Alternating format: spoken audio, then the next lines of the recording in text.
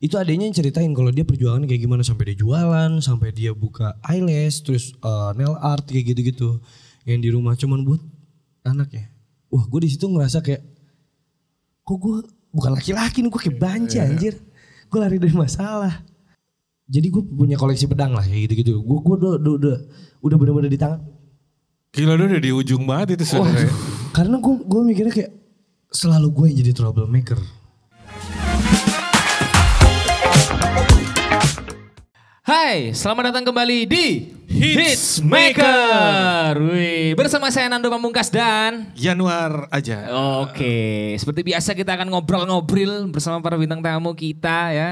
Oke. Di apa? Episode kali ini kita masih disupport oleh Zeta Skin. Zeta Skin. Wah. Zeta Skin tuh apa sih, Dok? Zeta Skin itu adalah skincare, bro. Kamu tuh masa gak tahu sih? Jadi ini tuh skincare ya, yang itu banyak dari Tapi gue ekstrak. balik ya. Kenapa? Biar beda. Oke. Papa kayaknya di luar deh cocoknya. Jadi Zeta Skin ini ya Mas Januar itu adalah produk skincare ya. Dari Indonesia pastinya. Dia itu dibikin dari bahan-bahan alami yang fungsinya itu dia itu bisa untuk mencerahkan kulit, membersihkan. Terus dia tuh antioksidan juga gitu. Dan kerennya nih produk adalah dia itu bisa digunakan juga gak hanya di wajah. Tapi untuk badan juga bisa. Di bagian-bagian tubuh lain. Bagian-bagian terserah mau yang ada di bagian-bagian sono juga bisa gitu. Ini bisa ini jadi bisa buat wajah. Cuman kalau Nando pribadi emang sebelumnya emang udah pernah pakai ini. Nando pakai di muka Ciamik Soro, keren banget. Pantesan lu glowing loh sekarang. Iyalah, glow in the dark gak tapi? Enggak ya. Dan Zeta Skin ini dia produknya gak hanya cuman sabun doang nih. Dia ada juga punya kayak serum. Nih bisa dilihat nih Zeta Skin Perfect Beauty Glow Serum. Wah, ini ada serumnya. Kalau yang buat cowok? Ini bisa buat cewek cowok bisa, okay. bisa. Jadi gak usah khawatir, ini bisa digunakan buat cewek, buat cowok, siapapun bisa pakai gitu. Nah, terus dia juga ada krim gitu loh. Kayak misal kayak buat kita yang sering beraktivitas di pagi hari sampai sore hari, biasanya Nando pakai yang day cream nih. Tuh enak banget tuh Bang pakainya tuh. Jadi kayak kulit kita tuh gak kering gitu. Ini beneran ya? Serius. Nando udah pakai ini tuh udah dari lama 3 bulan mungkin ya. Nah ntar kalau misal buat yang malam setelah. Beli kan? Beli gak ya waktu itu ya? Belilah. Nah terus kalau misalnya buat yang malam nih ya teman-teman Zeta Skin itu juga punya night cream juga nih. Jadi night creamnya ini tuh fungsinya ya kalau misalkan habis beraktivitas di luar. Kayak kita berdua nih, kita tuh kan sering tuh ketemu klien ya kan. Muka ini rasanya kayak udah gak enak banget. Nah ini kalian bisa pakai krim malam nih. Jadi biar kalian tuh gak jerawatan gitu. Mantap. Dan ini kayaknya cocok sih udah cocok, pas nih. Udah pas ya. Jadi oke, Zeta Skin. Representasi dari Zeta Skin. Oke, dan kalian juga bisa dapetin ini di seluruh marketplace Tokopedia, Shopee, ketik aja Zeta Skin. Pasti ada. Oke. Keren ya, cocok ya jadi kayak reviewer gitu ya. Mantep loh. Oke, nah kali ini bintang tamu ini cowok. Keren, gahar. Tapi menurut Nando tuh dia tuh cutie gitu wajahnya gitu. Meskipun. Terus kayaknya gitu-gitu soalnya. Enggak gitu. Bukan berarti Nando suka cowok ya. Cuman ya Nando ketika ngeliat, ini gahar gitu ya. Ternyata cutie gitu ternyata. Cutie. Dan dia tuh juga merupakan anak dari seorang vokalis band terkenal. Oke. Legend banget ya. Langsung aja kita sambut Panggilin. ya. This is Renaga Tahir. Selamat pagi Mas Renaga. Kita berjumpa lagi. Tumben loh kalau Mas Renaga langsung divideoin sama langsung dengan pasangan kita kemarin-kemarin. Coba kalau aku yang disambut gimana? Boleh gak ulang aja gitu? Nanti pemuka gak ada ya? Gak ada ya? Gitu dong. Mas Renaga. Apa kabar nih? Apa kabar? Panggilnya Mas Renaga. Jangan Mas dong kayak tukang bakso. Aga aja. Agak aja nama. Kang Mas aja gimana? Jangan juga dong. Oke, berarti panggilannya Aga nih ya? Aga. Oke, yes Mas Aga. Iya. Enggak ada, Aga aja ya. Aga aja ya, enggak pakai Mas ya. Jangan pakai Mas. Aga, aku tuh kalau misalnya, kalau pakai aku tuh gak enak ya. Kayak gak cocok kalau ngomong gua, lu tuh gak cocok. Aku atau kamu malah lebih enakan gua lu. Oh iya sih ya. Tapi terserah, kalau mau aku kamu juga aku mau panggil sayang juga. Aduh, jangan dong. Manjang ya. Ntar kesenangan nih. Aduh. Dia tuh suka banget gak liatin kayak cowok-cowok bermesraan tuh dia tuh suka banget. Oh gitu. Gila lu, Bahaya nih. Hari terakhirnya Nando di Jakarta nih. Gak bahaya ta. Gak bahaya ta. Gini Kak. Jadi mungkin semua orang ini udah pada tahu sebenarnya Aga ini adalah putra dari Om Ferdi Tahir gitu ya. Nah, ketika saya melihat Aga saya itu lihat kayak anjir nih kayak Om Ferdi tapi versi muda gitu. Nah iya sih sebenarnya tuh kayaknya lu tuh orang yang ke 10.000 sekian ya ngomong. Berapa juta? Oh berapa juta. Tapi emang banyak. Om Ferdi ini role modelnya Aga atau gimana? Kalau misalkan dibilang role model ya pasti benar juga.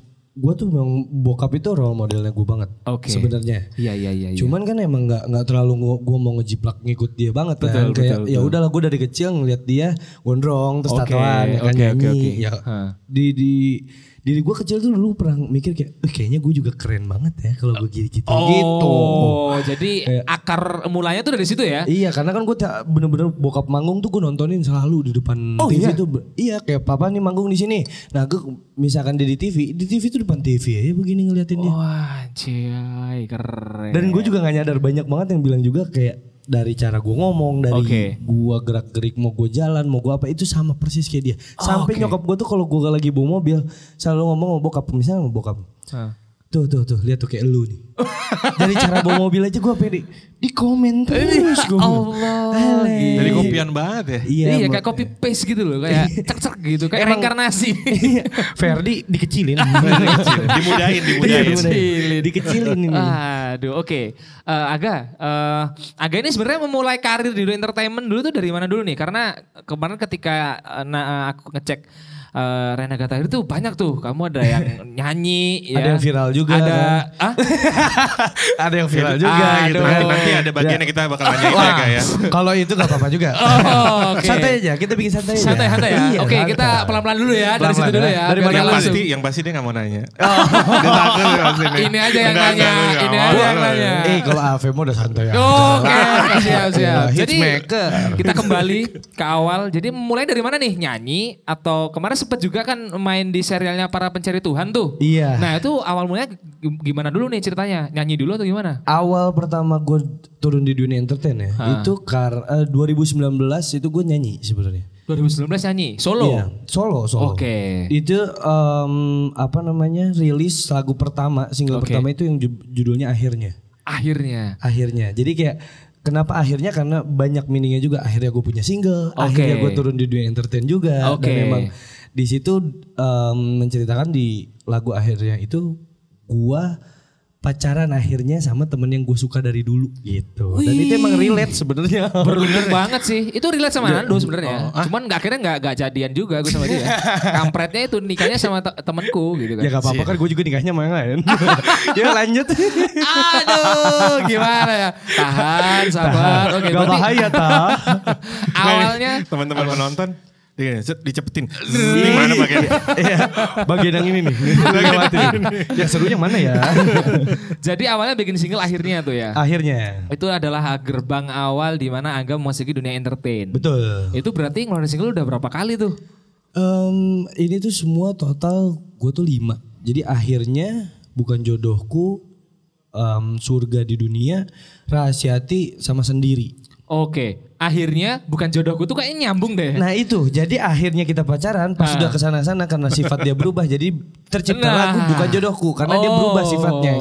Tapi bener lu yang nyiptain lagunya? Bukan gua sebenarnya. Gue cuman minta aja bokap, bikinin lagu yang tentang kayak gini dong gitu. Dan ini lagunya sebenarnya lagu Om Acoy, cuman liriknya aja yang diganti dan ada beberapa part yang diganti sama bokap gitu. Oh gitu, enak ya? Enak. Bikin lagu dong. Iya. Tapi gini, dia kan diklaim, Aga itu diklaim sebagai kopiannya Om Ferdi. Betul. Ya kan? Tapi kan Om Ferdi ini kan kita sempat ada beberapa sesi yang lalu kan sempat wawancara ya. Om Ferdi itu sempat pertama kali gabung Elemen, terus meledak kan, sempat bikin lagu juga gitu. Nah, berarti kan sebenarnya lu punya DNA itu sebagai salah satu orang yang bisa menjadi hits maker gitu loh. Lu sempet nyoba gak lu bikin-bikin? Kalau gitu? untuk ini dia permasalahan nih gue ya. Bikin lagu tuh gue bukannya gak bisa sih, mungkin belum ya. Cuman emang bener-bener susah banget. Gue pas nanya bokap, gue mau coba buat bikin lagu. Cobalah. Dia kan gitu doang kan, simple. Dan dia gak mau kayak, ya udah kalau misalnya udah jadi lu kasih tahu aja ke gue. Akhirnya gue cobain nih bikin. Enggak, ini kurang enak bagian ini tetap aja jadi gak enak. Akhirnya jadi dari situ kayak udah ntar dulu deh gue bikin lagunya. Oh, gitu. Tapi itu menurut bokap. Mungkin menurut bokap sih sebenarnya. Tapi kalau menurut lu sendiri? Menurut gue sendiri ya karena emang gue yang bikin ya pasti bagus-bagus aja ya. Apalagi gue yang bikin gitu. Iya sih. Karena gini, ini sebenarnya menarik berarti kan Aga ini kan generasi kedua dari keluarga Taher kan. Jadi ceritanya tuh mirip kayak Om Ahmad Dhani sama Dul. Disebutnya kan sama kan, maksudnya kayak gitu juga kan. Dul juga kan katanya kalau waktu bikin lagu si Om Dhani-nya ngomong nggak bagus lagunya. Cuman kan Dul kan akhirnya memutuskan kayak ya gue tetap bikin aja gitu, bagus-bagus aja, baik-baik aja. Nah pertanyaannya kenapa sekarang lo gak mengeluarkan karya lo? Apa karena lo kena mental gitu kan? Kalau misalkan ngomongin kena mental sih sebenarnya gue dari kecil mental gue udah digebrak Pak. Bener. Jadi gak kena mental sebenarnya. Gak kena mental. Lebih kurang percaya diri aja. Karena kan gue taunya dia lebih senior dong. Dia yang lebih tahu dunia musik. Dia lebih tahu enak mana, yang enak yang mana, yang enggak yang mana. Gue mikirnya awal seperti itu. Karena kayak jadi kayak oh ya udahlah ntar aja deh. Tunggu gue bener-bener emang udah yakin dan gue udah bisa. Gue bikin baru gue kasih tahu ke bokap gitu. Lu pengennya bikin musik kayak apa sih? Gue malah pengennya yang slow-slow ballad kayak lagu Elemen tuh sebenarnya gue suka genrenya ya. Oh justru mainnya di ballad. Pengennya ballad. Cuman waktu awal itu R&B karena nih ada cerita. Kenapa tuh? Kenapa tuh? Nungguin ya. Iya, nungguin lah. Karena akhirnya itu kan sama Bukan Jodohku dia akhirnya R&B. Kalau Bukan Jodohku itu dicampur jadi kayak R&B ya campur pop biasa lah. Itu karena gue suka nyanyiin lagu Devano. Lagunya apa? Devano. Tahu? Devano anaknya Tante Iis. Oke. Pendangdut. Ya. Nah, apa gimana? Aku tak mudah mencintai. Oke. Nah, gue nyanyi lagu itu dan itu kan genrenya sedikit R&B kan, maksudnya dia bukan yang slow. Nah, gue nyanyiin itu terus gue cover karena emang zaman itu di era itu tuh lagi viral nih lagu dia nih. Jadi gue mencoba kayak ya udah gue nyanyiin aja ya kan. Gue bukan mau ini juga, kalau misalkan dibilang suka ya suka, cuman bukan yang banget gitu. Dan gue pengen kayak gitu lagunya enggak. Karena emang ya udah emang lagi zamannya dan gue pengen ikut cover biar ngikutin yang lain ya kan. Bokap mikirnya karena gue suka banget sama genre itu jadi akhirnya dibikinnya akhirnya. Oh, akhirnya keluarlah musik yang seperti itu tuh. Iya, dan itu lagunya Om Acoy. Oh gitu. Jadi lu sebenarnya lebih seneng ke pilihan musik ballad itu ya? Ballad, mungkin karena terinfluence sama band bokap ya?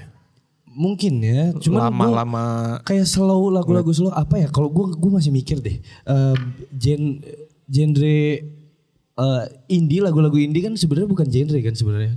Iya, itu kata bokap gue. Setuju Indie itu bukan genre, tapi dia ya udah dia prosesnya movement lah, pergerakannya dia gimana? Iya bukan sama label kan. Betul. Nah gue tuh ngomongnya indie waktu itu. Ini Pak suka lagu genrenya indie. Genre indie gitu. Lu belajar dari mana? Indie itu bukan genre tapi dia kayak ya udah misalkan label. Dia label kecil maksudnya label yang bukan kayak bokap dulu itu indie. Betul. Ya kan kalau kita merilis lagu tanpa ada label atau apa dia promosikan diri sendiri itu indie. Nah itu gue diajarin itu. Cuman kan maksudnya rata-rata yang indie itu dia pasti otomatis genrenya tuh yang slow-slow. Iya. Iya kan? Maksudnya banyak beberapa yang lagu slow. Gue tuh sukanya yang slow cuman. Oh gitu. Tapi kok nggak tercermin dari. Iya sih. Gue pikir ini mainnya kayak yang metal, hardcore, punk gitu kan. Justru kayak yang sad boy ya kan. Yang lo-fi gitu ya. Gitu kan. Sebenarnya gue tuh kayak gitu. Cuman emang tampilannya ya pengen dibilang gahar aja. Oke. Karena banyak yang ngomong katanya muka gue kayak cewek, muka gue kayak anak kecil kalau rambut gue pendek. Oh gitu. Makanya lu boleh dipotong sekarang enggak? Rambutnya. Gue pulangnya. Jangan dong. Enggak. Tapi emang kalau rambut ya gue sebenarnya pengennya gondrong gak mau pendek. Karena gitu. Pertama dulu pernah ada yang temen gue tuh ada yang ngomong. Mungkin nyeletuk biasa kali ya. Ke leher lu panjang amat kayak onta. Padahal gue gak tahu panjangnya dari mana. Ya udahlah gue ngeliatnya gue ngaca juga ya udah biasa aja. Kenapa dia ngomongin. Tapi gue kan orangnya overthinking. Jadi langsung kayak anjir berarti gue jelek nih kalau kayak onta gue bilang. Jadi akhirnya gue memutuskan untuk ya udahlah gondrong dan gue dikuncir setengah. Kenapa gue dikuncir setengah? Gue ngeliat bokap. Dia lagi photoshoot dan dia ngikutin gaya rambut yang kayak zaman-zaman kaisar Jepang gitu kan. Dia kan kuncir setengah gitu kan. Kebetulan gue lehernya dibilang katanya panjang, gue tutupin pakai rambut yang kuncir setengah gitu. Iya seperti Dan ngomongnya gue itu, kayak anak kecil, kayak ya ilah polos amat nih anak gitu kelihatannya. Muka gue katanya muka anak baik. Oh ya udah berarti gue tato aja udah. Tapi setuju, kalau itu aku setuju. Kalau misalnya ibaratnya sebagai wacana gue itu setuju banget sih. Aku mengiyakan sih kalau itu. Kalau menurut Mas Yanu gimana? Iya. Gue setuju juga. Jadi saya lolos nih kalau setuju semua ya. Ini kayak lagi audisi gue. Kalau saya yes. Kalau saya yes ya. Kalau saya sih yes, gak tau kalau Anang. Nanti lagi mikir mau nanya. Enggak, aku udah Nanya tahu aja, mau kan nanya. gak apa-apa dong. Mau nanya Gak apa? apa-apa, tanya aja. Kan Tanya gue juga aja. jawab. Oke. Kampret emang. Jadi akhirnya gini, kan awalnya ini solo nih. Setelah ngeluarin beberapa single itu tadi, akhirnya aku tuh kemarin sempat lihat di YouTube juga 3 tahir nih muncul. Oh sorry, ya 3 tahun. Kan ada yang beberapa juga tadi lu tanya kenapa gue udah di dunia aktor juga. Nah itu pertamanya sebenarnya gue di entertain itu yang lagu single pertama dan kedua itu ya udahlah belum waktunya gue untuk booming lagunya ya. Jadi kayak ya udah gue di situ terus abis itu tapi alhamdulillah loh bang. Gua 2019-2020 itu alhamdulillah di pensi-pensi itu udah benar-benar semua kota pensi. Wah, tadinya. Bahaya nih. Tapi tiba-tiba kena COVID. Jadi akhirnya hilang tuh semua. Wah, itu gua udah benar-benar seneng banget dan tiba-tiba pas COVID gua di cancel semuanya, nggak bisa. Gua benar-benar itu mental yang dibilang gua mentalnya down di situ tuh maksudnya. Oh, ya kayaknya lagi naik-naiknya tiba-tiba dar. Gitu iya, udah rame itu. Gua nyanyi sana sini. Dari situ gue main TikTok. Iya, gue TikTok. Nah, gue naiknya sebenarnya karena TikTok. Gara-gara goyang bahu sama goyang pargoy. Tatoan kok pargoy gitu kan. Main TikTok. Nah, dari situ gue mulai tuh udah diundang-undang beberapa acara TV. Dan jadi casting director di PPT itu ngelihat gue. Karakternya nyarinya kebetulan yang gondrong tatoan. Karena gue di situ perannya menjadi ketua geng, ketua anak pang. Betul kayak anak pang gitu kan. Anak pang itu, jadi akhirnya gue bersyukur juga gue tatoan dan gondrong. Akhirnya gue keterima di King. Gitu. Oh jadi gitu. Tapi tetap ke PPT tuh casting dulu ya? Casting dulu. Ada berapa orang tuh yang bersaing dengan Aga kemarin? Wah, gue sebenarnya berterima kasih sama Bio1. Oh gitu. Karena jadwal dia padat. Jadi akhirnya kingnya gue. Tadinya Bio1. Awalnya mau Bio1. Iya gila lu dia kan dunia acting gitu dia udah lama dan jago banget. Gila betul. Dia udah ibaratnya udah dari kecil juga kan dia juga main tuh kan. Iya kan dia kakaknya Ronaldo Wati kan. Iya kan, betul sih. Iya gue gak tahu gue. Udah lupa aku udah. Enggak kemarin kan gue juga punya podcast kan. Betul. Ada podcast gue yang lagi gue jalanin sekarang dan lagi tayang. Itu bintang tamunya dia jadi gue tahu. Bintang tamunya tuh Ronaldo Wati. Jadi gue tahu ceritanya. Nguliknya enak dong berarti kan hitungannya. Apa tuh? Nguliknya si Ronaldo Wati itu kan lebih gampang. Halo. Oh iya terima kasih Mbak. Ini Mbak, ini Mas Renaga namanya kenalan. Halo. Langsung disalamin. Namanya siapa? Lu kok lah. Namanya siapa? Mei. Mei. Awas geter, awas pegangan. Awas geter gue pasti deg-degan. Beda. Bukan, lu tau gak kenapa gue deg-degan? Kenapa? Takut viral lagi. Udah ini udah mancing. Gue mancing kok apa-apa. Dia yang mancing loh. Dia mancing loh. Bukan gini. Kita berusaha untuk berdamai dengan masalah kita. Kalau gue terlalu terus gue sedih-sedihan kapan gue majunya Pak. Betul. Kalau kata bapak gue mah santai aja, jalanin aja ya gitu kayak oke lah. Ini apa sih nih? Itu biasa lah whisky lah. Whisky bro. Gue cuma takut nanti turun. Ini whisky Jawa alias teh. Bukan whisky. Oke. Kita masih ngomongin PPT. Nah ngomongin awalnya tunggu nanti penonton kita. Bentar lah, sabar penonton. Sabar penonton, gak akan gue bahas sih. Nungguin kan, mau lu skip PPL akhir juga gak akan gue bahas. Jangan di skip. Makanya jangan di skip. Bener-bener. Masih ngomongin PPT ya, jadi kalau misalnya ngomongin kan awalnya berarti dari dunia tarik suara nih, terus akhirnya ke aktor. Ini Aga belajar dari mana nih? Belajar apa dulu? Belajar actingnya nih. Acting jujur gue gak belajar. Oh gitu? Jujur, gue gak belajar. Bokap pun sebenarnya kan musisi, iya sih. Bukan aktor. Tapi kenapa dia pernah sampai kepilih di salah satu pemenang Piala Citra aktor terbaik kan dia tuh. kok dia bisa gue enggak? Ah, Ya kan? Maksudnya iya. kalau dia bokap gue kan gue ada darah dagingnya dia, pasti kalau bisa pasti gue bisa. Dan awalnya gue jujur ya gue bukan ngeremehin ya, kayak ya udahlah acting paling gitu-gitu doang. Oke, ada. Setelah gue terjun, ternyata tidak segampang itu. Emang yang paling berkesan buat lo waktu syuting pertama kali lo coba kan lo ngegampangin nih. Iya. Pas tahu anjing nggak gampang gitu. Itu dengan sebenarnya dengan scene yang sangat biasa yang gue ngobrol sama ibu gue. Dan gue ngobrol karena gue ketua anak pang. Oke. Dan di situ kan dibilangnya gue ketua DPR. DPR itu di bawah pohon rindang. Jadi kita secara tidak langsung karena gue ketuanya, di situ gue harus mengikuti gimana caranya hakim ngomong sama ya udahlah gitu bawahnya karena gue ketuanya. Di situ gue bilang cuman ya udahlah orang ketua pasti ngomongnya kayak gini. Enggak, di take lagi dan gue ngobrol sama ibu gue karena gue ngomong dialog itu gue harus pikiran sama perasaan gue harus sama. Itu yang Pak Haji selalu kasih tahu. Kayak take ulang nggak ada, lu ngomong kayak baca koran lu. Ngobrol, lu ngobrol aja natural, keluarin aja. Hah, gue bilang ini udah natural. Enggak, lu kayak baca koran lu ngomong kayak begitu, nggak ada perasaan, nggak ada, gue nggak dapet feelnya. Oke. Wah gue diem kan anjing, gue bilang ini biasa aja loh, belum si nangis. Dan yang paling gue benci adalah si nangis karena gue gak bisa nangis. Bisa gak nangis sekarang? Gak bisa.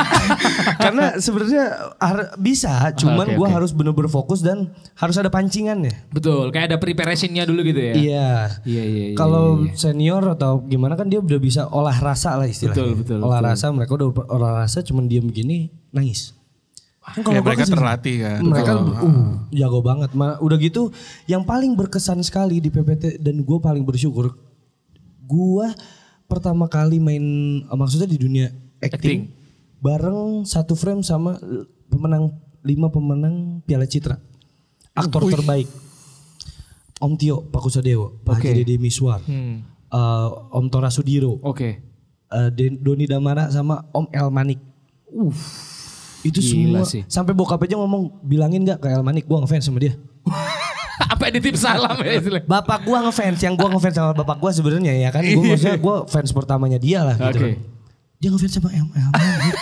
Yang sedangkan Om El Manik tuh bener-bener kayak ngajarin gue, semua senior di situ nggak ada yang pelit apa ya namanya ilmu. Di situ yang gue bener-bener sangat berkesan banget buat gue. Dan King CS yang gue kira kan gue ketua anak pang, dan gue bareng sama teman-teman gue tuh. Betul. Bertiga kan itu ya? Biasanya kan kalau kayak gitu ada yang suka makan makanan.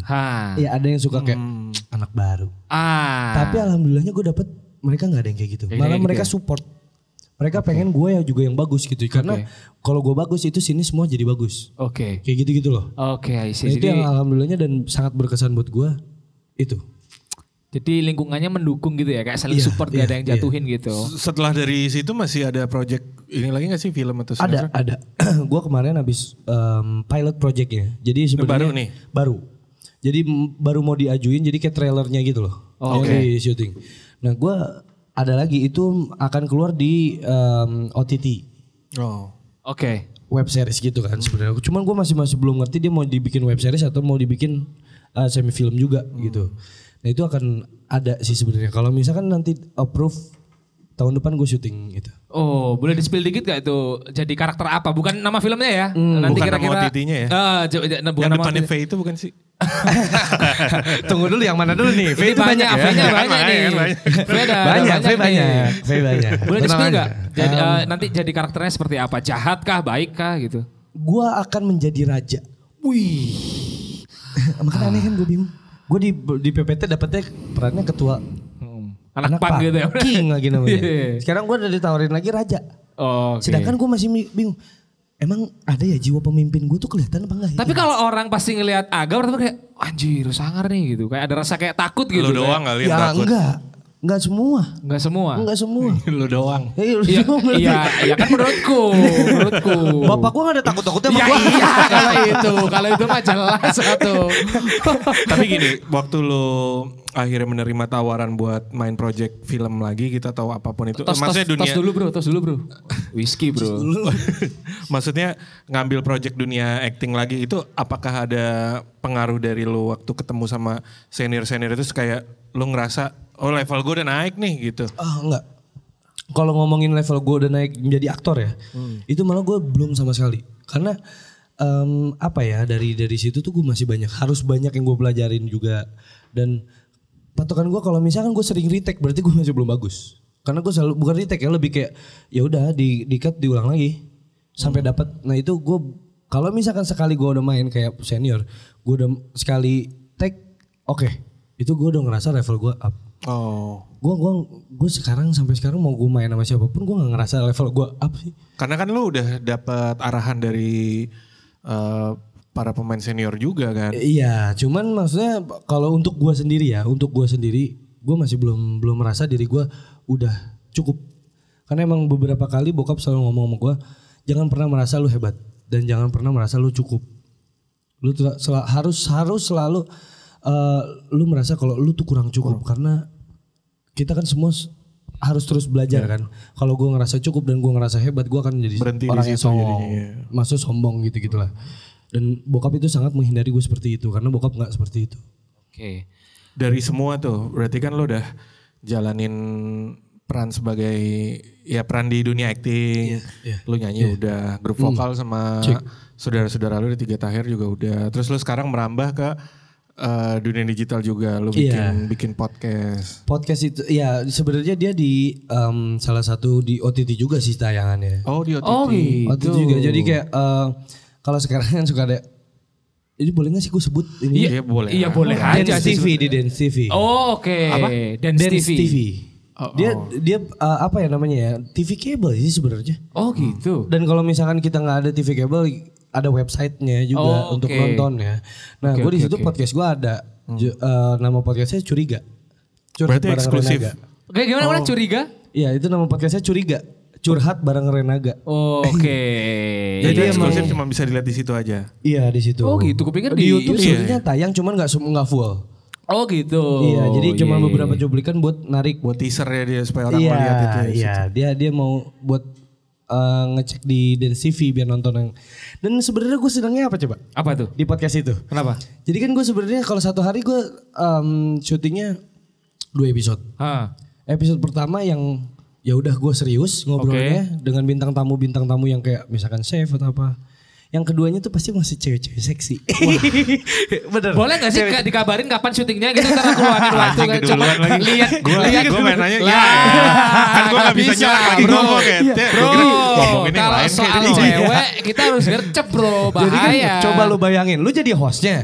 Bintang tamu lu yang seksi. Betul. Iya kan, misalkan kita contohin aja langsung 3GP Meli. Meli 3GP. Enggak bukan contoh. Emang bener. Iya, Meli 3GP. Lu tahu kan sebesar apa? Betul. Emang boleh sebesar itu?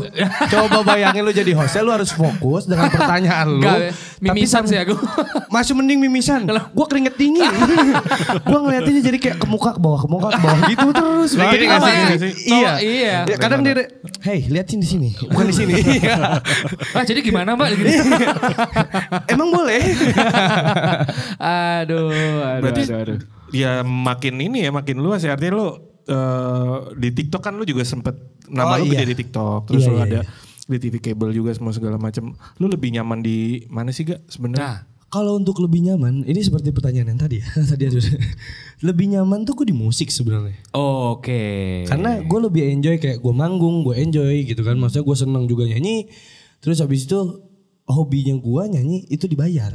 Kayak gitu, dan gue menghibur orang-orang kan banyak juga kan positifnya. Betul. Nah gue sebenarnya nyamannya di situ. Cuman kalau emang bukan rezeki gue di situ ya gimana lagi. Jadi gue belajar juga dari bokap. Bokap tuh selalu ngomong, lu coba semuanya gak. Jangan cuma berpatokan di entertain. Kayak misalkan lu di entertain. Sekarang lagi di entertain nih. Kan gak selamanya lu di entertain. Betul. Pasti bakal ada yang lebih hebat lagi muncul baru gitu kan. Jadi bokap tuh selalu ngomong, lu cari aja semuanya. Jadi mau dari acting, mau dari host, mau dari apapun itu gue akan cobain. Gue akan cari tahu di mana nih rezeki gue sebenarnya. Kalau misalkan nanti bagus gue akan bikin bisnis atau apa. Karena kan bokap selalu ngajarin ya jangan pernah berpatokan sama satu gitu. Lu harus pinter. Lu harus apapun yang lu lakuin itu harus jadi sesuatu. Tapi kalau dari Aga sendiri cita-citanya sebenarnya apa? Penyanyi. Emang kepengen jadi penyanyi. Gitu. Musisi papan atas. Minimal gak usah kalau misalkan penyanyi nggak dapet. Minimal artis lah, artis papan atas gitu, mau dia film, mau dia contohnya kayak Raffi Ahmad. Lu suka exposure ya. Iya, Om Raffi kan dia nyanyi iya, acting iya, host juga iya ya kan. Dan dia harus di papan atas. Nah gue pengen minimal seperti itu. Gitu kan bokap juga kan pernah jadi band papan atas. Betul Lu harus sih. lebih dari Berarti, dia. sekarang umur lu berapa sih Gak? 23. 23, berarti di umur yang 23 ini dengan lu nyoba, ibarat lu tebar jala kan sebenarnya. Lu lagi tebar jala nih sekarang. Iya. Ada statement seperti itu kan kalau misalnya ya udah sekarang kita coba dulu aja semuanya kayak Haji Mumpung kan gitu kan. Karena ya dan lu juga lagi nerima petuah-petuah dari bokap semua segala macam, jadi lu benar-benar semua coba jalanin. Tapi nanti once dari lu tebar jala ada satu yang nyantol nih, apakah lu akan fokus ke situ atau kalau misalkan begitu? Dibilang fokus ke situ gua akan fokus di situ. Tapi gua akan juga melakukan yang lain-lain juga. Nggak mungkin gua lupain juga. Misalkan gua dapat di acting atau di host, terus gua fokus ke situ. Tapi nyanyi pun gua bakal tetap lakuin. Karena ya gue pengen juga nyanyi kan sebenarnya gitu kan. Walaupun kualitas gue kurang bagus di nyanyi, tapi ya udah nggak apa-apa. Kan gue menghibur juga. Kan gue naiknya di sini kayak Raffi dia bukan penyanyi, dia bisa nyanyi gitu. Gitulah pokoknya. Tapi ada nggak sih Ga kayak gini? Ini sempat barusan kepikiran nih 10 detik tadi aku tuh kepikiran gitu loh. Setauku di Indonesia tuh ya yang anaknya musisi yang ibarat papan atas itu ya cuman setauku ya Om Ferdi sama si Ahmad Dhani gitu loh. Yang Nandu lihat gitu loh. Ya. Kayak Al dulu itu kan juga mereka semua ngeband gitu nggak sih? Maksudnya kamu pernah nggak sih ngobrol sama ayah kayak aku nih pengen nih kayak mungkin biar kayak bukan jadi kayak LL dulu ya, tapi minimal aku lah pengen jadi kayak. Ya minimal lu naikin gue lah, gue juga di entertain. Ada gak sih obrolan kayak yang deep talk sampai kayak gitu tuh? Ini tuh sebenarnya udah bahas berkali-kali sih. Oh gitu. Kalau ini ya gue dulu ya, dulu sempet sirik gue sama LL dulu. Oh iya. Saat dia lagi yang lagunya apa sih dulu tuh? Yang bukan Superman itu. Bukan Superman yang itu. Itu tuh gue pas dia lagi viral gue bilang, karena teman-teman gue ada yang dulu SD. Itu teman-teman gue ngomong, wah tuh kok lu gak anak artis gak kayak Al Dul sih katanya, kayak gitu-gitu kan. Gak semudah itu Ferguson. Iya itu. Yeay santai Ferguson, tidak begitu cara main kita. Gak enak ya begitu tuh, gak ada waktunya. Cuman ya sempat ada beberapa kepikiran kayak sirik sih gue. Kenapa sih gue gak kayak dia? Gue sempat ngomong terus bokap cuma sekolah aja dulu yang bener. Jadi bokap tuh benar-benar kayak gue pendidikan tuh emang benar-benar suruh pendidikan dulu gitu. Oh gitu. Itu berlaku ke semua juga ke saudara-saudaranya Aga juga ya? Iya, dari gitu. Yang pertama sampai yang paling kecil pun sekolah dulu. Gitu. Kalian berapa bersaudara sih by the way? Sorry, aku gak tahu nih. 7 bersaudara. Aga ketiga. Dan itu cowok semua ya? Yang paling kecil, yang ketujuh itu cewek. Satu Dakota. Iya. Jadi 6 cowok 1 cewek. Wow. 6 cowok. Paling bungsu lagi. Jadi bayangin kan tuh yang mau pacarin adek gua tuh si Dakota, ngelewatin siapa aja dulu sebelum ngelewatin bapak gua. Belum bokap lagi kan. Belum bokap, cuman abang-abang gua kan kayak Kak Kevin sama Abang Gada, itu kan abang gua yang pertama Kevin, yang kedua Gada. Itu mereka emang gak tatoan tapi emang serem aja kalau ketemu.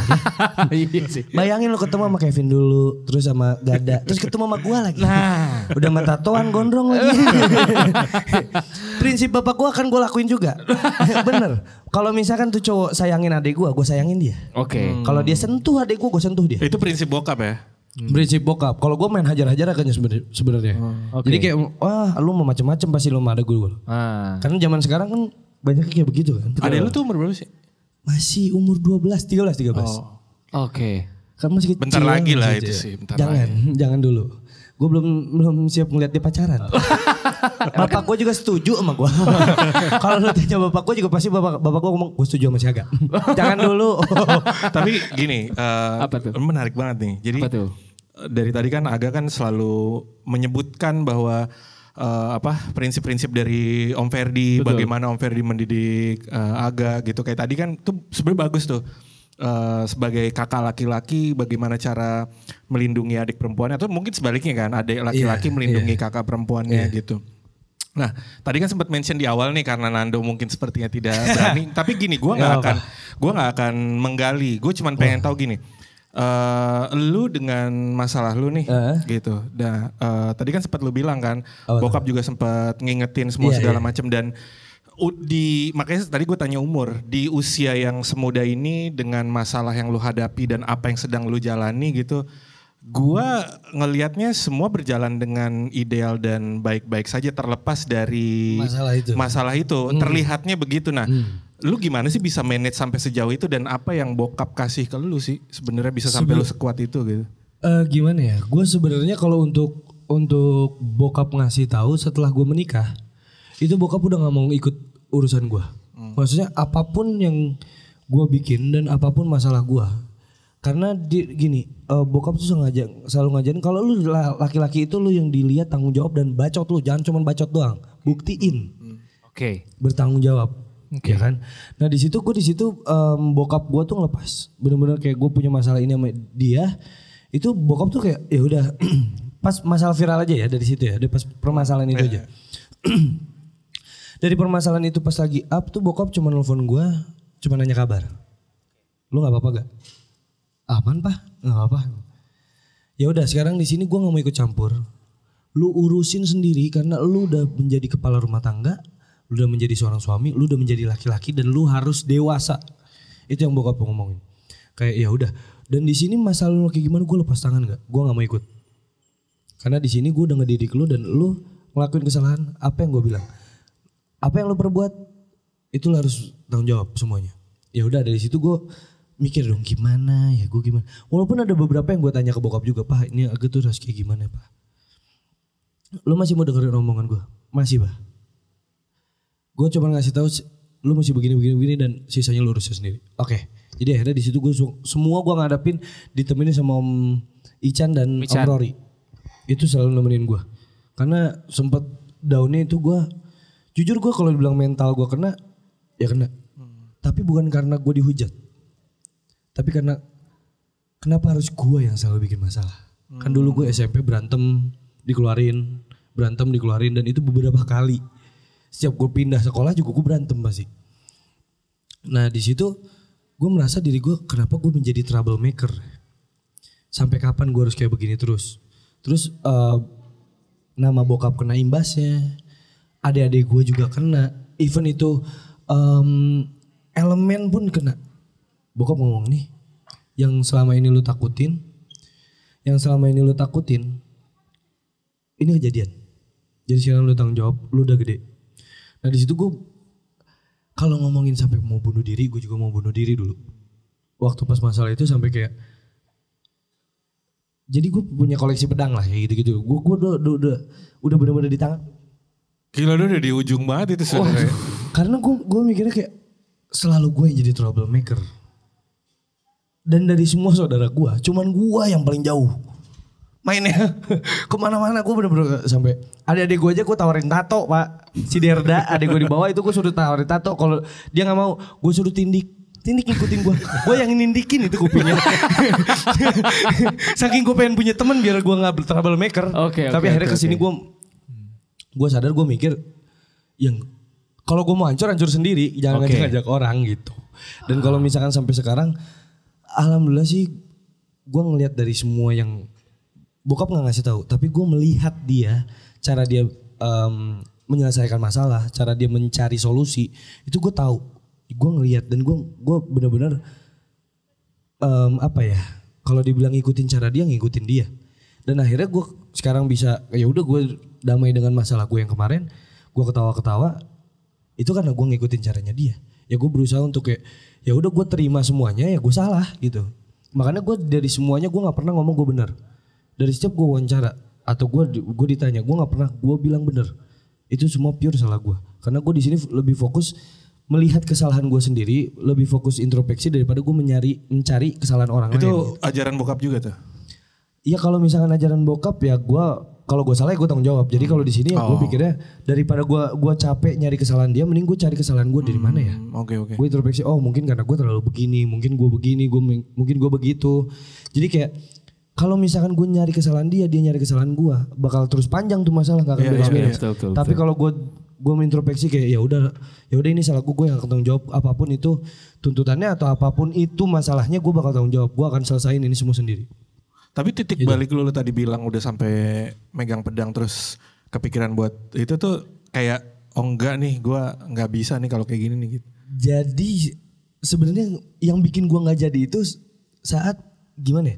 Jadi gue mau bunuh diri, gue juga mikir sebenarnya awalnya kan. Cuman di situ karena gue udah bener-bener mentok dan di situ gue sebelum gue mau mulai itu gue lagi mikir dulu, gue bilang kalau gue mati di sini, gue bunuh diri, nyokap gue turun ngelihat gue sakit pasti dia. Yang kedua bokap gue, udah gue bikin masalah, masa gue kabur dari masalah itu dengan cara kayak gitu. Oke. Yang ketiga, bekal apa yang udah gue siapin buat akhirat? Asli, gue mikirnya ke situ.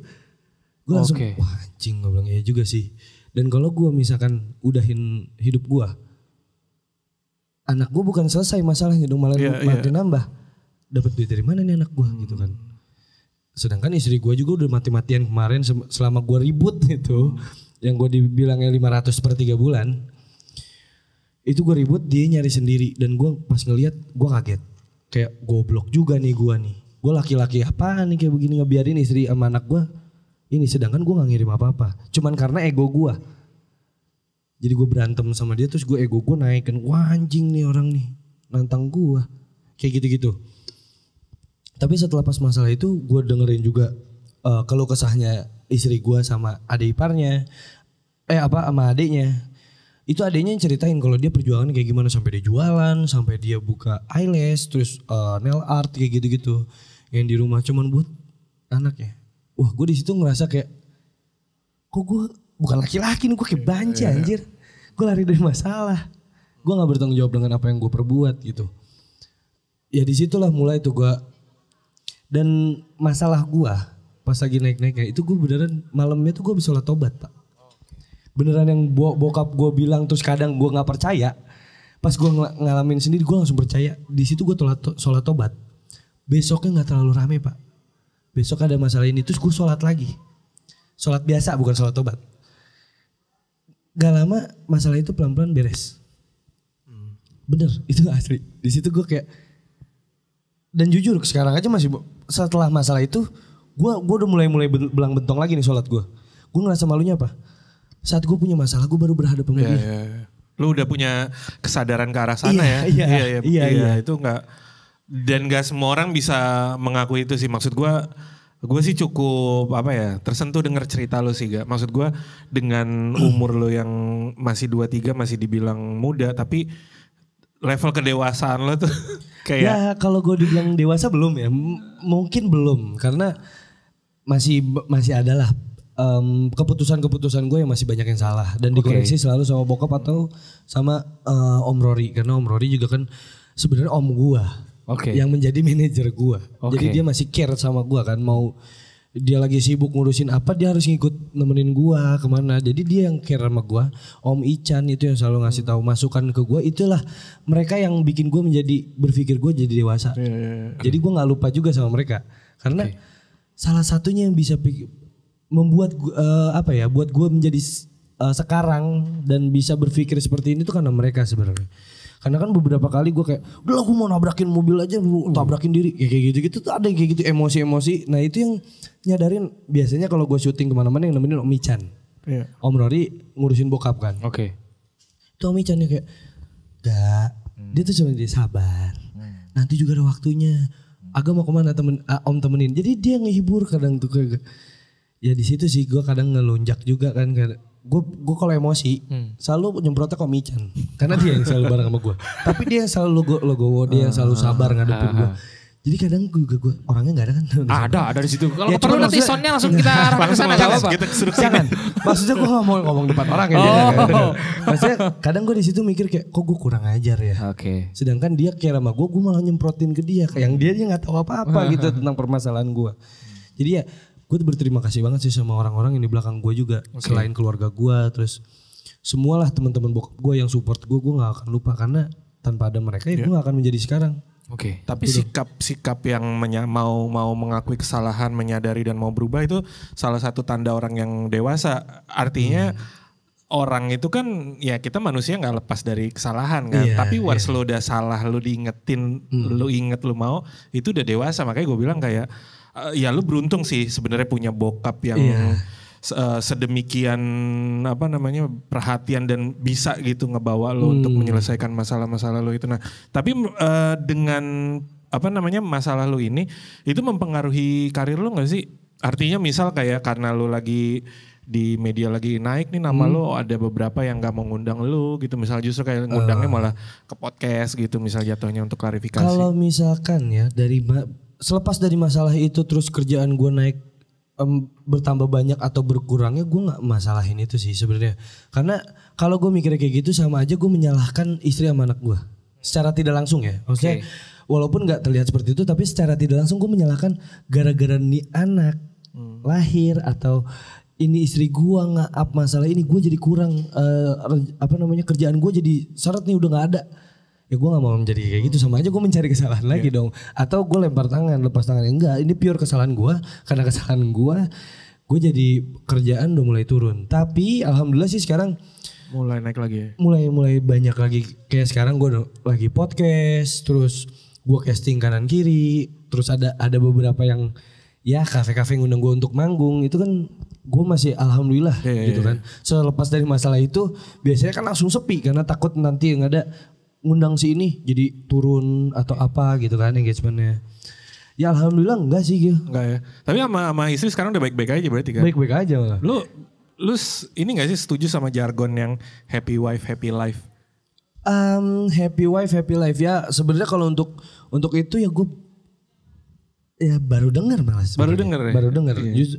Justru gue di sini lebih fokus ke Keisha anak gue. Oke. Jadi kayak kalau misalkan istri ya kalau kita cinta gue nggak mau terlalu mikirin ego gue karena gue mikirin anak juga kan, dia juga pasti butuh sosok bapak juga kan, dan istri gue juga kan butuh sosok suami, dan gue juga butuh dia sebenarnya untuk dari doanya, dari dia ngurus gue ya kan. Jadi sekarang yang gue jalanin adalah gue mau ngebahagiain mereka berdua, kebahagiaan gue ya kebahagiaan anak gue ya kebahagiaan gue juga gitu. Kayak bokap gue juga dia mau nyari banting, mau pala jadiin kaki jadiin kepala. Kalau misalkan kitanya happy dia happy. Dan bokap gue tuh gak pernah. Dan ini yang gue bener-bener malu, dan gue bilang kalau gue gak kayak bokap gue banget tuh pas permasalahan ini. Permasalahan ini gue masih ngikutin ego yang gue gak mau ngirim duit ke dia. Karena dia ngerasa dia bisa, jadi akhirnya gue gak ngirim. Oh lu lagi berantem lah ya. Jadi akhirnya miscommunication, terus guanya gini. Bokap mau berantem apapun, mau dia kayak gimana pun, dia tetap tanggung jawab sama anaknya. Dan itu hebatnya bokap. Makanya kenapa gue bilang gue masih jauh dari bokap. Karena bokap gue nggak pernah melantarin anaknya sama sekali. Kalau gue ada karena ego gue, jadi gue melepas. Ya udah nih, sana lu kan lu ngerasa diri lu bisa kan. Nah kayak gitu-gitu sih sebenarnya. Jadi dari situ, dan kenapa gue viral, gue gak menyalahkan dia. Mungkin karena sifat atau sikap gue yang sebelum dari masalah itu, gue ada sombong atau gue ada menyakiti hati orang lain. Jadi orang ini sakit hati sama gue, terus akhirnya jadi gue kena karmanya. Ya gue tetap menyalahkan diri gue sendiri, gak mau menyalahkan orang. Gitu. Ya itu sikap yang gila sih, luar biasa buat gue. Gila. Ya udah jangan tegang-tegang. Enggak, kadang gini ya, kadang kayak mungkin di umurnya Aga itu kayak ibaratnya ini ada wadah nih, dapat air gitu ya. Kadang kalau misal airnya kebanyakan kan bisa tumpah gitu loh, wadahnya kan bisa jatuh. Jadi ibaratnya aku tadi ngeliat Aga tuh kayak dia tuh sebuah wadah itu, dan air itu adalah sebuah masalah. Ketika masalah itu kayak terlalu banyak atau lootnya itu nggak kelebihan gitu ya, itu kan juga bisa bikin bikin kalau orang Jawa bilangnya amber mas, jadi amber itu kayak tumpah gitu loh. Tapi meskipun si Aga tadi bisa bisa ngelewatin itu, dan istilahnya hampir amber, dia tuh bisa gitu loh, masih kuat gitu, masih kokoh gitu loh. Itu nggak semua lelaki yang mungkin di umurnya Aga tuh bisa ngadepin kayak gitu sih. Dan gue salah satunya belajar juga sebenarnya ya, maksudnya gue ngikutin prinsip sorry banget ya. Dari yang belok atau misalkan kaum yang doyan sama laki gitu kan, sesama jenis. Nah betul, doyan sama laki. Nunjukin ke gue. Enggak, maksudnya gue lagi ngasih tahu, bukan nunjuk. Seneng banget ya. Ini ya. Itu bukan gue yang ngomong. Editor tolong dikat ya 10 jam. Nah di situ tuh dia, kenapa dia bisa happy? Kan gue nanya dong, mereka pasti otomatis mau kemanapun geraknya dia pasti dihina, pasti dihujat. Kenapa mereka bisa tetap hidup bahagia? Maksudnya dia tetap seneng dengan hubungannya mereka gitu, dengan kehidupan mereka dia tetap seneng. Kenapa? Karena mereka berdamai dengan ininya apa namanya masalahnya dia. Kayak ya udah, gue lebih suka dibilang bencong. Gue memang bencong, emang kenapa? Malah dijadiin bercandaan sama dia. Nah di situ yang gue bikin, makanya kenapa dari awal gue ngomong, ntar gue viral nih. Malah gue bercandain masalah gue itu, biar gue nggak terlalu kepikiran lagi ke sana, Pak. Jadi kayak ya udah sekalian aja gue bercandain aja gitu. Gue harus berdamai dengan masalah gue itu. Jadi kayak gue belajar ngeliat dari orang, kenapa orang bisa, kenapa gue enggak, kayak gitu aja sih. Kalau dari saudara-saudara lu, adik kakak bentuk dukungannya kayak gimana Gak? Gimana tuh? Mereka itu dukungannya sangat-sangat bener-bener kayak misalkan mereka tuh gak ada kerjaan gara-gara gue sebenarnya. Sedangkan adik-adik gue itu masuknya dari Family Time yang di YouTube. Oke. Ada Bisma itu yang ngedit dan dia di situ juga. Cuman kan masukan mereka otomatis dari situ dong. Bukan yang Derda yang lagi berusaha mencari casting, berarti otomatis masih masukan dari Family Time. Karena dia masih berusaha untuk mencari kerjaannya dia yang netap gitu kan. Adik-adik gue kan si Dewa sekolah, kuliah, Bisma sekolah. Mereka kan gak bisa yang jadi ngikutin ini. Yang bisa dia lakuin adalah dari YouTube itu. Mereka cuma ngomong gini, gak apa-apa kak. Gak apa-apa, kita gak ada yang kesel sama kakak gak. Kita support kakak, mau kakak kayak gimana, kita tetap ada di sini. Walaupun kakak bikin masalah terus dan kakak ngerasa kakak tuh troublemaker. Tapi di sini ada positif ya, kakak yang mikirin kita, kakak yang itu yang bener-bener bikin gue kesentuh banget. Jadi akhirnya gue berpikir untuk gue rubah diri gue. Gue harus rubah nih, karena kalau gue berubah diri gue, yang seneng bukan cuma istri sama anak gue, tapi keluarga gue juga, nyokap gue juga mungkin akan bangga. Sampai detik ini gue masih mencari kok gimana caranya gue ngebuktiin biar orang tua gue dan istri sama anak gue percaya lagi sama gue. Itu aja sih sebenarnya. Yang gue masih nyari ya. Edan sih. Luar biasa sih dukungan. Luar biasa sih itu. Lingkungan lu. Itu tuh karena lingkungan lu bagus banget sih. Dan alhamdulillahnya gue bersyukur gue mendapat lingkungan yang bisa mendidik gue sampai detik ini kayak gini. Gitu. Karena tuh bisa jadi kan karena lingkungan juga menentukan ya. Kalau misal lingkungan kita tuh juga nggak bisa support kita, itu juga tuh bisa kelar sih itu kayaknya tuh. Aduh. Kenapa? Ngomong-ngomong soal kelar. Apa tuh? Aduh. Gak janjian loh ya kita ya. ini biar gak tegang-tegang banget. Tadi kayak kita. Enggak, tapi itu harus gak bisa dibicarain. Gak bisa dibicarain. Iya kalau itu gue juga gak bisa kebicarain. Itu nilai-nilai yang disampaikan Aga itu buat gue gini. Kita gak bisa ngelihat kayak siapa yang nyampein, sedewasa apa dia, umurnya apa segala macam. Tapi itu sesuatu yang menurut gue wajib disampaikan dan orang-orang juga harus mendengar ini gitu. Jadi bagaimana cara, itu kan jatuhnya pasrah sebenarnya kan. Pasrah gitu, menyerahkan, akhirnya lu memutuskan kayak oke, gue akan berusaha, outcome-nya kayak gimana, hasilnya kayak gimana, gue akan menyerahkan sama yang di atas. Tapi gue akan menjaga, makanya kan kalau di ajaran Islam kan ada hablum minanas hablum minallah itu kan. Mantap dia makin sedang nih. Tapi dia enggak dengerin dulu. Si Aga ini dia membereskan dulu di sesama manusianya dulu. Betul. Makanya akhirnya dia berhasil comeback ya kan, terus dibilang akhirnya mulai balik lagi kehidupannya gitu. Nah makanya gue dari tadi tuh kayak wah keren sih nih anak nih. Ya, alhamdulillah ya, maksudnya untuk kayak gini juga gue juga gak maksain untuk mereka ini. Cuman maksudnya kalau misalkan ada orang di luar sana yang ngalamin kayak gue terus ini, ya mau umur lu kayak gimana ya pasti bisa kok, percaya sama gue pasti bisa gitu kan. Dan gue aja sekarang masih belajar juga, masih banyak belajar. Bahkan adik gue yang paling di atasnya Dakota, kan Dakota paling kecil. Di atasnya Dakota itu Bisma. Dia laki-laki yang paling kecil, tapi dia yang paling dewasa. Oh iya? Gue kalau curhatnya sama dia. Dan yang ngasih solusinya dia. Kayak sempet masalah itu tuh waktu pas pertama nikah. Pas masalah itu. Itu tuh gue mikir kayak anjir gue gini banget ya, kenapa gue harus begini sih, kenapa gue begini. Akhirnya gue cerita lah sama dia. Dari situ gue cerita sama si Bisma. Dan Bisma cuman ngomong, kakak tahu gak kak, di antara teman-teman kakak semua yang kakak nongkrong yang bandel-bandel atau mau kayak gimana, di sini tuh kakak yang paling apa ya, pokoknya paling kuat kakak. Gue bilang kenapa kayak gitu? Karena belum tentu teman-teman kakak itu bisa menerima masalah yang kakak buat nih sekarang. Betul. Kayak bisa ngejalanin semua masalah kakak. Terus kakak belum, teman-teman kakak belum tentu ada yang mau tanggung jawab untuk menikahi orang yang kayak gitu, maksudnya kayak gitu lah.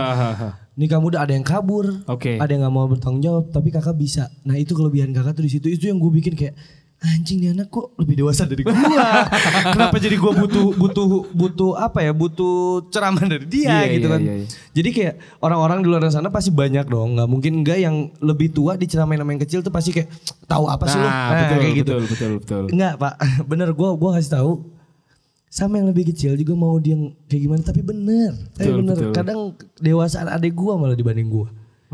Kadang harusnya gue ngejagain mereka, mereka yang jagain gue. Asli. Gue nongkrong nih ya, adek gue tahu gue mau nongkrong sini. Itu mereka datang tapi dari jauh. Dan dia mantau. Iya. Lah itu bukannya biasanya takutnya gue mabok, takutnya gue berantem. Jadi Derda ya. Derda tuh kalau gue kemana dia ada ikut, tapi dia nggak ngomong kalau dia ada di situ. Oh diam-diam gitu ya? Iya. Jadi kadang dia suka ikut ngejagain gua gitu kan, makanya kayak di situ gue malu banget kalau gue abang yang kayak abang apaan anjir, gue dilindungin adek gue, dijagain adek gue. Di situ yang bikin gue mikir kayaknya gue harus berubah nih, walaupun tidak langsung berubah baik banget, tapi at least gue berusaha untuk menunjukkan kalau gue bisa berubah. Kalau gue bisa lebih baik lagi dari yang kemarin. Perlahan-lahan tapi pasti. Iya. Begitu pelan-pelan aja Pak Sopir. Riset dah. Pelan-pelan saja.